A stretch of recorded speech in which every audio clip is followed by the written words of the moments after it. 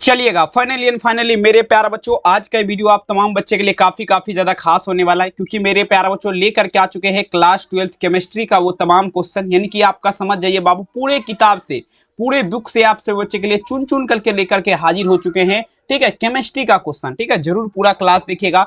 Channel पे पहली बार जुड़े हैं सब्सक्राइब कर लीजिएगा। देख लीजिए बाबू, परीक्षा हॉल में इसी प्रकार से आपको क्वेश्चन पेपर देखने को मिलेगा, देख लीजिएगा। ठीक है, और देखिए एग्जाम हॉल में अगर देखा जाए तो 1 से लेकर के 70 तक क्वेश्चन रहेगा, जिसमें से किन्हीं 35 का उत्तर देना है, और सभी क्वेश्चन बाबू ये आपका मॉडल पेपर पर आधारित होने वाला, तो जरूर देख के जाइएगा, ये उम्मीद है। ठीक है, आइए शुरू करते हैं, बिना समय को गंवाए हुए पढ़िए वही जो बाबू आपके परीक्षा में आएगा। ध्यान से एक एक क्वेश्चन आपको समझना है। आइए तो देखिए पहला नंबर क्वेश्चन, देखिए प्रश्न पूछा जा रहा है क्या, घनाकार संरचना में पिंड केंद्रित में परमाणु की समनव संख्या क्या होती है। देख लीजिए 2019 के एग्जाम में क्वेश्चन पूछा गया क्वेश्चन है, और काफी ज्यादा खास क्वेश्चन है। ठीक है, कहता है घनाकार संरचना। सबसे पहले हम आपको बता देना चाहेंगे घनाकार संरचना बना करके। ठीक है, देख लीजिए घनाकार संरचना इस प्रकार से होता है। ठीक है, ताकि आप समझ बढ़िया से आपको हम समझा पाए। देख लीजिए ये आपका घनाकार संरचना हो गया बाबू। इसमें पूछा जा रहा है परमाणु की संख्या, मतलब देखा जाए एटॉमिक नंबर आपका कितना होता है। ठीक है, तो देख लीजिएगा आप लोग, ध्यान से समझिएगा।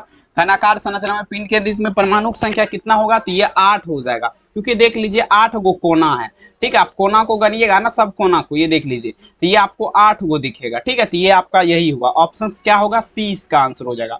अगला क्वेश्चन देखिए, कहता है निम्नलिखित में से कौन अक्रिस्टलीय ठोस का उदाहरण है। यहाँ पर देख लीजिएगा 2014 के एग्जाम का पूछा गया क्वेश्चन है। कहता है विच ऑफ द फॉलोइंग पूछा जा रहा है is example of emphasis solid का बात किया जा रहा है।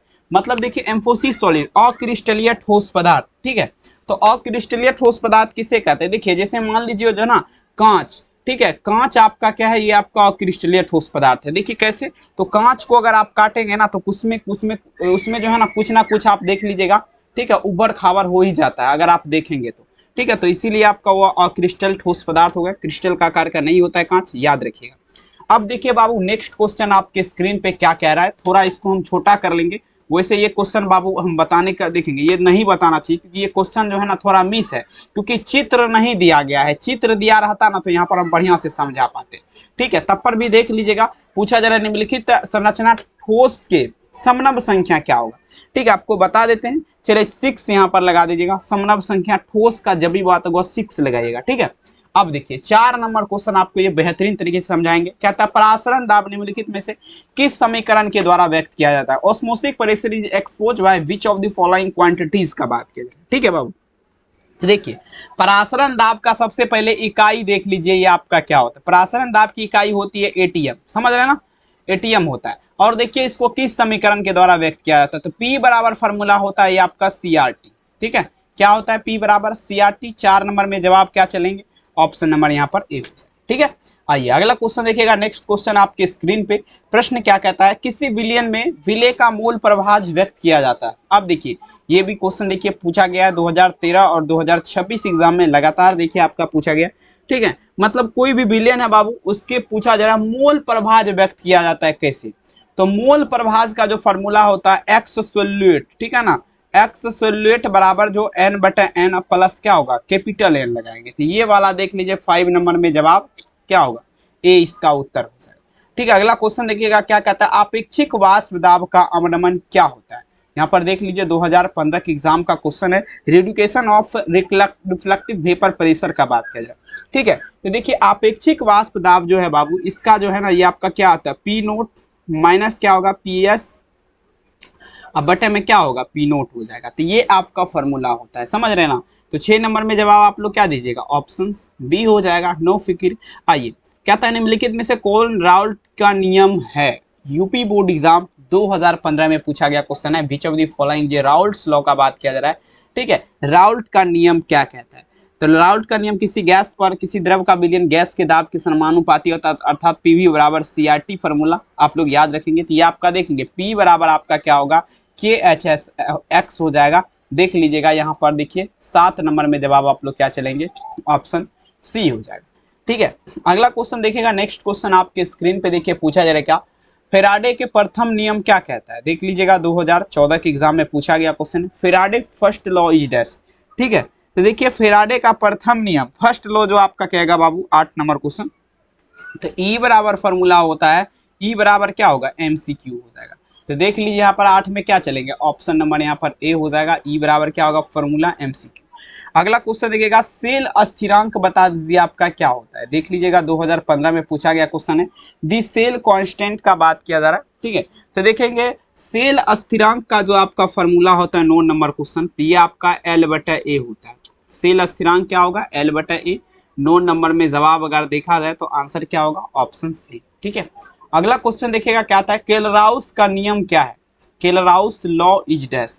देख लीजिए बिहार बोर्ड एग्जाम 2018 का ये पूछा गया क्वेश्चन है, केलराउस का नियम, ठीक है। ये सब देखिए थोड़ा हार्ड लेवल बता रहा हूँ, ऐसा मत सोचिएगा कि देखेंगे सर जी क्या कर रहे हैं, ठीक है। तो आप ही के लिए बता रहे हैं, हार्ड पढ़िएगा तभी एग्जाम, अभी से अगर हार्ड पढ़ेंगे ना तो एग्जाम हॉल में आपका हार्ड क्वेश्चन देगा ना तो आपको 0 लगेगा, समझ रहे ना बाबू। तो बढ़िया से आप लोग देख लीजिएगा, ठीक है। देखिए केलराउस का नियम क्या कहता है, तो देखिए केलराउस का जो नियम कहता है बाबू, देख लीजिएगा लेमडा एम प्रोपोर्शनल टू, ठीक है, लेमडा एम प्रोपोर्शनल टू क्या होता है, lambda plus x lambda minus. ये देख लीजिएगा यहाँ पर आप लोग क्या दीजिएगा, option A is the right answer. अगला क्वेश्चन देखिएगा, नेक्स्ट क्वेश्चन आपके स्क्रीन पे कहता है विद्युत रासायनिक तुल्यांक का पूछा जा रहा है, मात्रक क्या होता है।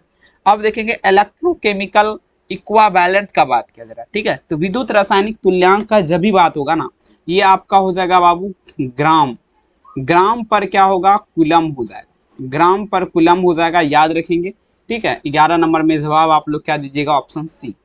अगला क्वेश्चन देखिए 12 नंबर क्वेश्चन, सेल स्थिरांक क्या होता है, दी सेल कांस्टेंट का बात किया जाए तो L/A फार्मूला आप लोग देख लीजिएगा, ठीक है। 12 नंबर में जवाब अगर देखा जाए तो ऑप्शन क्या होगा, ए L/A। अगला क्वेश्चन पढ़िएगा, अब ये तो थोड़ा अलग लेवल का क्वेश्चन है, आपको हम बताना चाहेंगे बाबू, ठीक है। हार्ड भी है लेकिन थोड़ा बढ़िया क्वेश्चन, समझ रहे ना बात को। चलिए इसको हम दिखाना चाहेंगे आपको थोड़ा बढ़िया से। आइए देखिए, सबसे पहले समझने का प्रयास करिएगा ग्राफ के माध्यम से, क्योंकि ग्राफ भी आपको देखना है, ठीक है। देखिए सबसे पहले क्या है, निम्नलिखित ग्राफ देखिए 1 2 3 में ग्राफ कौन सा प्रथम कोटि की अभिक्रिया को दर्शाएगा। तो देखिए बाबू फर्स्ट ऑर्डर रिएक्शन जो दर्शाएगा ना, फर्स्ट ऑर्डर रिएक्शन जो आपका दर्शाएगा वो आप, अरे आधा खाली करो, ठीक है। देखिए 13 नंबर क्वेश्चन देखिए कहता है फर्स्ट ऑर्डर रिएक्शन जो दर्शाएगा ना, यहाँ पर आपका क्या दर्शाएगा, एक वाला और बी वाला। तो एक वाला इमेज हम यहाँ पर प्रस्तुत करते हैं, एक वाला इमेज आपका ये हो गया त्रिभुज के आकार का, ये सटा नहीं है, अलग है। और दूसरा में अगर देखा जाए तो दूसरा में आपका ये हो गया, ठीक है, देख लीजिए रिजु कोण के जैसा, ठीक है। तो यहाँ पर देख लीजिएगा 1 और 2, ये जो है ना आपका क्या करता है, तो ये आपका बाबू प्रथम कोटि की अभिक्रिया दर्शाता है, समझ रहे ना। अगला क्वेश्चन देखिएगा, नेक्स्ट क्वेश्चन देखिए आपके स्क्रीन पे, अब देखिएगा दी वैल्यू, अब यहाँ पर ये भी थोड़ा क्वेश्चन बड़ा खास क्वेश्चन है आपके लिए। आइए देखिए क्या आता है, प्रथम कोटि की अभिक्रिया T1/2 का मान क्या होता है, the value of first order reaction, ठीक है। प्रथम कोटि की अभिक्रिया का जब भी बात होगा, ठीक है,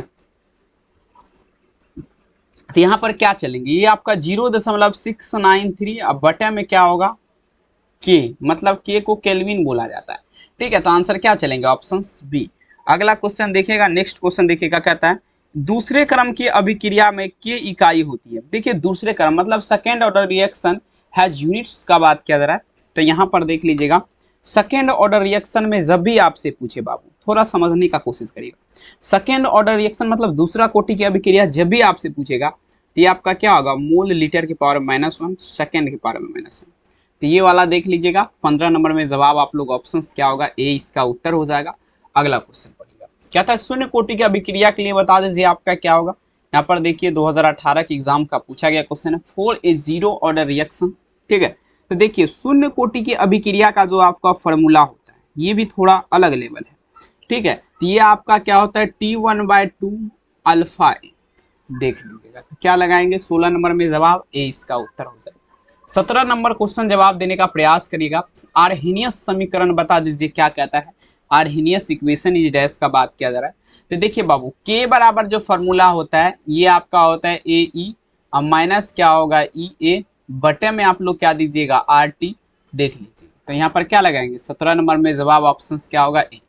18 नंबर क्वेश्चन देखिए आपकी स्क्रीन पे, अपमार्जक को कहा जाता है, ठीक है ना। आप देखेंगे पूछा जाए डी, ठीक है ना, डिट्री रेंट देखेंगे, डिचर देखेंगे पूछा मेरे पे तो डिटर्जेंट इज किल्ड का बात किया जा रहा है। तो देखिए अपमार्जक को जो है ना पिष्ट सक्रियन कहा जाता है, ठीक है। तो 18 नंबर में जवाब क्या सुनेंगे आप लोग, ऑप्शन सी। 19 नंबर पढ़िएगा, तेल और पानी के संयोग से बना कोलाइड क्या होता है। तो देखिए इमल्सन, इमल्सन हो जाएगा बाबू। इमल्सन जो है आपका क्या है, तेल और पानी के संयोग से बना कोलाइड हो जाएगा, ठीक है। 19 नंबर में आप लोग क्या चलेंगे, आंसर क्या होगा, ऑप्शन डी।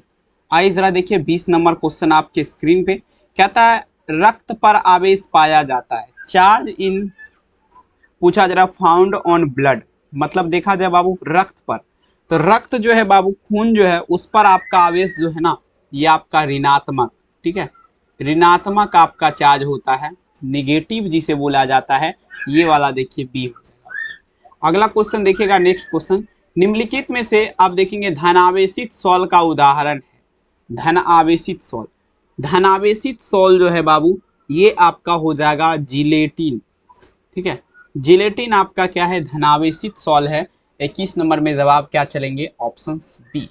आइए देखिएगा बाबू 22 नंबर क्वेश्चन, भौतिक अधिशोषण की क्रिया होती है, देखेंगे दी प्रोसेस ऑफ फिजिकल, अब देखेंगे एड पोजिशन, देखेंगे एड पोजिशन पूछा जा रहा है, ठीक है। एड देखेंगे ऑक्सकॉज का बात किया जा रहा है, तो देखेंगे ये कक्ष ताप पर होता है बाबू, ठीक है। 22 में क्या चलेगा, भौतिक अधिशोषण की प्रतिक्रिया कहाँ होता है, तो कक्ष ताप। कहता है निम्नलिखित में से कौन द्रव स्नेही कोलाइड का उदाहरण है, ठीक है। चलिएगा 23 नंबर क्वेश्चन आप लोग बताते चलेंगे, द्रव स्नेही कोलाइड जो है बाबू ये क्या होगा, तो ये आपका होगा जिलेटिन। जिलेटिन आपका क्या है, तो द्रव स्नेही कोलाइड है। 23 नंबर में जवाब क्या चलेंगे, आंसर यहाँ पर डी हो जाएगा, याद रखिएगा। नेक्स्ट क्वेश्चन कहता है एक्स बटे एम, किसका बात किया जा रहा है, एक्स बाय एम, ठीक है। एक्स बाय एम पी के बता दीजिएगा वक्र क्या कहलाएगा, ठीक है। 24 number question, x by m p का वक्र पूछा जा रहा है, क्या कहलाएगा, 24। तो ये बाबू आपका क्या कहलाएगा, अधिशोषण समतापी वक्र कहलाएगा, अधिशोषण समतापी वक्र। 24 नंबर में जवाब क्या चलेंगे, ऑप्शन ए, अधिशोषण समतापी वक्र। अगला क्वेश्चन देखिएगा, कहता है साबुन ग्रीस को किसके द्वारा बता दीजिएगा निकाला जाता है। साबुन और ग्रीस का बात किया जा रहा है, ठीक है। तब देख लीजिए किसके द्वारा निकाला जाएगा, 25 नंबर क्वेश्चन। तो ये आपका देख लीजिएगा, ये आपका हो जाएगा बाबू इमलसीकरण के माध्यम से, इमलसीकरण के माध्यम से साबुन और ग्रीस को मिला देखिए निकाला जाता है। 25 नंबर में जवाब क्या होगा, बी। 26 नंबर देखिएगा, कहता है जावत झिल्ली में छन जावत विलियन बता दीजिए आपका क्या कहलाएगा, जावत झिल्ली में छन जावत, ठीक है, विलियन। तो ये आपका जो है बाबू, ठीक है। 26 नंबर क्वेश्चन देख लीजिएगा, समांगी विलियन कहलाता है, समांगी विलियन, ठीक है। ऑप्शंस क्या होगा, ए इसका उत्तर हो जाएगा। अगला क्वेश्चन देखिएगा, टिंडल प्रभाव प्रदर्शित होता है, टिंडल इफेक्ट, टिंडल इफेक्ट का बात किया जा रहा है। तो ये बाबू टिंडल प्रभाव का जब भी बात होगा ना, तो ये वास्तविक घोल, ठीक है, किसमें होता है, वास्तविक घोल में आपका टिंडल इफेक्ट जो है दिखता है। 27 में जवाब क्या होगा, ऑप्शन ए। 28 नंबर क्वेश्चन पढ़िएगा, क्या कह रहा है, आवर्त सारणी के ग्रुप 16 में ऑक्सीजन के अलावा पाए जाने वाला तत्व बता दीजिए क्या कहलाएगा, ठीक है। किसका बात किया जा रहा है, आवर्त सारणी के ग्रुप 16 में ऑक्सीजन जो है बाबू इसको छोड़ करके कौन सा तत्व आपका पाया जाएगा, ठीक है। 28 नंबर क्वेश्चन, तो ये आपका क्या होगा, सल्फर हो जाएगा, ठीक है। ये आपका क्या होगा, सल्फर हो जाएगा। 28 नंबर में जवाब क्या चलेंगे, ए राइट आंसर हो जाएगा। अगला देखिएगा 29 नंबर क्वेश्चन आपके स्क्रीन पे, हीलियम का सूत्र क्या होता है, कहता है the formula of helium is this, ठीक है। अब देखेंगे मेरे प्यारे बच्चों हीलियम का बात किया जा रहा है, हीलियम का देख लीजिएगा आपका पूछा जा रहा है सूत्र क्या होता है, ठीक है। तो ये आपका क्या होगा, He हो जाएगा, ठीक है। तो 29 नंबर में जवाब आप लोग क्या चलेंगे, ऑप्शन ए हो जाएगा, हीलियम का सूत्र क्या चलेंगे, He हो जाएगा। अगला क्वेश्चन देखिएगा, आवर्त सारणी के दूसरे आवर्त में तत्वों की संख्या क्या होती है बाबू, देख लीजिए किसका बात किया जा रहा है, दूसरे आवर्त का, ठीक है। तो देखिए दूसरे आवर्त में पहला घर में 2 इलेक्ट्रॉन रहता है, दूसरा में 8, तीसरा में 18, 2 8 18, 28, 32, 64, इसी प्रकार से, तो 2 8 हो जाएगा। बी वाला यहाँ पर आप लोग लगा सकते हैं। अगला क्वेश्चन देखिएगा, पारा और ओजोन की अभिक्रिया से बता दीजिएगा क्या बनता है। 31 नंबर क्वेश्चन, पारा का सूत्र क्या होता है, Hg प्लस ओजोन का क्या होगा, O3, ठीक है। तो देखेंगे यहाँ पर क्या होगा, Hg2O का निर्माण होगा, ठीक है। किसका निर्माण होगा, Hg2O का, ठीक है। 31 नंबर में आंसर क्या होगा, ऑप्शन सी। अगला क्वेश्चन देखिएगा मेरे प्यारे बच्चों, नेक्स्ट क्वेश्चन आपके स्क्रीन पे कहता है गोताखोरी में शोषण हेतु बता दीजिएगा किस गैस का मिश्रण प्रयुक्त हुआ है। ठीक है, अब देखिए गोताखोरी का बात किया जा रहा है। ठीक है, गोताखोरी। ठीक है, तो देखिए गोताखोरी मतलब क्या हुआ, जैसे कोयला वगैरह देखेंगे खदान में बहुत अंदर जाना पड़ता है तो उसमें ऑक्सीजन का कमी होता है। ठीक है, कोई वैसे तो उसमें नहीं लगाया जाता है, बट देखेंगे उसमें जो अगर मान लीजिए कि बहुत अंदर पृथ्वी के मान लीजिए गोताखोरी करने के लिए अगर देखा जाए, ठीक है, समुद्र वगैरह में हो गया 100-200 फीट अंदर जब जाता है तो पे सांस लेना तो जरूरी है, उसी को बोलते हैं गोताखोरी। ठीक है ना, या फिर कहीं भी अंदर जाता है यानी कि पृथ्वी के अंदर जब भी जाता है तो वो आपका बाबू हीलियम और ऑक्सीजन का मिश्रण ले जाता है ताकि उसको सांस लेने में कोई प्रॉब्लम ना हो। सी वाला उत्तर होगा। अगला प्रश्न पढ़िएगा, कहता है संक्रमण तत्व का समान इलेक्ट्रॉनिक विन्यास क्या होगा। The general electronic configuration of transition elements का बात किया जा रहा है। ठीक है, तो देखिए संक्रमण तत्व जो है बाबू आपका क्या होगा n-1 और देखेंगे d इंटू 1-10 ns-2 यहाँ पर देख लीजिएगा ए वाला आंसर। अगला क्वेश्चन देखिए क्या कहता है, निम्नलिखित में से कौन सा तत्व कमरे के ताप पर द्रव होता है। देखिए कमरे के ताप मतलब विच of the following elements is liquid at room temperature का बात किया जा रहा है। ठीक है, तो कमरे के ताप पर द्रव जो होता है ना पारा, देखिए कैसे, तो देखिए बाबू बहुत सारा बड़ा बड़ा जो बिल्डिंग होता है, ठीक है, उसमें कांच लगा रहता है, ज्यादातर कांच का दरवाजा वगैरह रहता है, समझ रहे हैं ना आप, देखेंगे शहर वगैरह में जाएंगे, ठीक है, तो आपको देखने के लिए मिलेगा कांच का, या कहीं भी देख लीजिएगा कांच का, जहाँ पे देखिए 10-15 साल पुराना मान लीजिए दरवाजा है, 20 साल, तो वो जो है ना देखिए ऊपर में क्या होता है, ऊपर वाला परत जो है दरवाजा का, ठीक है, ये मान लीजिए डॉल है, समझ रहे हैं ना, ये आपका क्या है दरवाजा है, ऊपर वाला परत जो है ये पतला हो जाता है कांच का, नीचे वाला परत जो है मोटा हो जाता है, तो इसी ये पिघलते रहता है, समझ रहे हैं ना, तो इसीलिए कांच को जो है अतिशीलित द्रव माना गया है और ये कमरे के ताप पर जो है पारा Hg आपका द्रव अवस्था में मिलता है। अरे यार हम क्या बता दिए, पारा का बात किया जरा, माफी चाहूंगा क्वेश्चन, ठीक है, हम दूसरा टॉपिक पे चले गए थे, पारा देखिए कमरे के ताप पर, बिल्कुल। आइए पोटास एलम का जलीय विलयन बता दीजिए आपका क्या होगा। देख लीजिए बाबू 35 नंबर क्वेश्चन थी, अम्लीय प्राकृतिक होता है, क्या होता है, अम्लीय रूप से प्राकृतिक होता है। उष्मा और विद्युत का अच्छा चालक क्या है, फेज, देखिए पूछा है मेरे पैर जो एलम हैज बीन पूछा जा रहा है, ठीक है, इक्वेशन सॉल्यूशंस का बात किया जा रहा है, तो यहाँ पर ग्रेफाइट लगाएंगे, ठीक है, ये देखिए गलत टाइप है ये, ठीक है, ऑप्शन क्या होगा सी। अगला क्वेश्चन कहता है compound which general formula CnH2n+2R, मतलब समान सूत्र CnH2 एल्केन हो जाएगा, +2 एल्केन होता है, -2 एल्काइन होता है, कुछ नहीं जहाँ पे रहेगा वहाँ एल्कीन लगा दीजिए, ठीक है। आइए नेक्स्ट प्रश्न पढ़िएगा, देखिए क्या कह रहा है, कहता है एल्काइन का समान सूत्र क्या होगा। अभी देखिए दी जनरल फॉर्मूला ऑफ एल्काइन अभी बताए हैं, CnH2n-2, -2 कहाँ पर है, ऑप्शन सी। अगला क्वेश्चन देखिएगा क्या कहता है, एल्कीन निम्नलिखित में से कौन सा अभिक्रिया देता है। अब देखिएगा क्या, विच of the following J reaction don'ts N alkene given का बात कर रहा है, मतलब देखिए एल्कीन जो है कौन सा अभिक्रिया, तो योगात्मक अभिक्रिया देगा ये, ठीक है, 39 नंबर में अगर देखा जाए तो कौन सा अभिक्रिया, योगात्मक अभिक्रिया देगा, ठीक है, और साथ ही प्रतिस्थापन भी दे दीजिए क्योंकि लगभग ये भी देता है 30-35%, तो चलिए कोई बात नहीं लगा दीजिएगा। कार्बन की संयोजकता क्या होगा, दी वैलेंसी कार्बन, ठीक है, तो देखिए कार्बन का क्या होता है C4, ठीक है, यहाँ पर देख लीजिएगा आंसर क्या चलेगा, ऑप्शन डी हो जाएगा। अगला क्वेश्चन देखिएगा, नेक्स्ट क्वेश्चन आपके स्क्रीन पे, कार्बन कार्बन एकल बंध की लंबाई क्या होती है, the length of carbon carbon single bonds का बात किया जा रहा है, ठीक है, तो यहाँ पर देख लीजिएगा 41 में चलेंगे, ये आपका 1.02 एंगस्ट्रॉम लगाएंगे, 1.02 एंगस्ट्रॉम हो जाएगा इसका एकल बंध की लंबाई। अगला प्रश्न क्या कह रहा है, लास्ट क्वेश्चन आपका होगा, निम्नलिखित में से फिनोल को पहचाने, ये लास्ट 42 नंबर क्वेश्चन बाबू आपका है, ठीक है, तो देख लीजिए क्या होगा, फिनोल को पहचानने के लिए बोला जा रहा है 42 नंबर क्वेश्चन, ठीक है, तो 42 नंबर में जवाब is the right answer OH।